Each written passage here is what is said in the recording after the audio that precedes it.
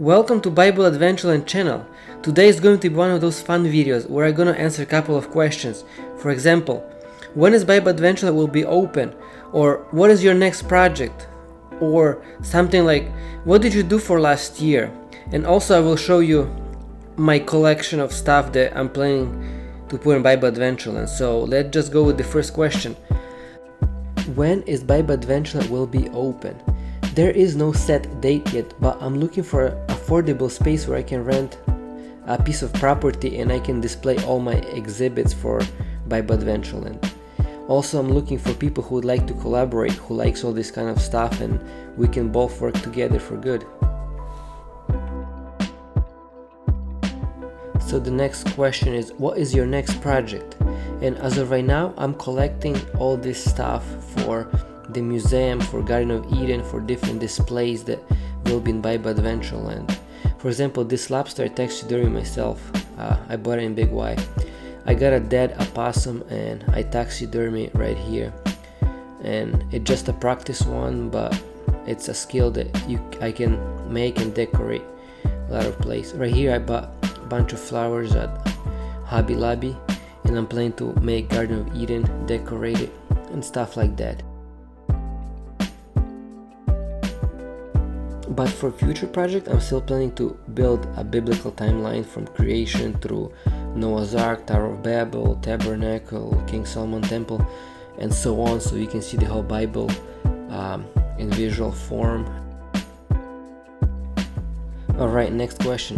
What I've been doing for last year, and that is I was focusing on a creation. I was studying geology, chemistry, biology, and how it all interact in order to dig deeper into all this science stuff and creation. So I collected a lot of minerals to find out how they form, and you can see all my collection over here. And then I went into the elements, like chemistry, the basic element, how God created everything. Like it's really fascinating to study the element. Each element's responsible for their own thing. Each element has its own crystal. You put bunch of elements together, they form different crystals. Like magnesium right there in a corner, you see it forms feather like crystal. The bismuth form like this weird geometric crystal, and so on. It's really fascinating to see the finger of God in every element. And then like in geology, you see all these rock layers, how they form, like sedimentary rock, bent sedimentary rock. That means it was bending all at once, and the older is on top, the younger is on top, and older is on the bottom. Doesn't work because they all bent at the same time during Noah's flood. And you see a lot of rocks here from volcanoes and stuff. And right here, fossil. Believe it or not, it's really expensive to get fossils, and I have like almost full little dinosaur skeletons and a lot of different fossils, which is really unique. Right here you see a megalodon tooth, and it's 6-inch, so it would be like 55 feet shark. You can just walk into its mouth without even bending your head. There's a imagine that coming at you in the ocean. Right here you see dinosaur bones, a lot of fossilized remains of fish and ammonite and all sorts of things.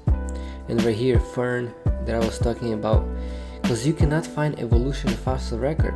Everything you find in fossil record, and pretty much the same thing lives in our days today. For example, this sea star right here, that was supposed to be 44 million years old. And the one from today is exactly the same thing, a fish, everything. And I have a little microscope where I study everything, and you can see that right here you see a dinosaur bone, and you can see all the vast membrane. It's preserved pretty good. And that's a sloth, prehistoric sloth. See the size of this sloth?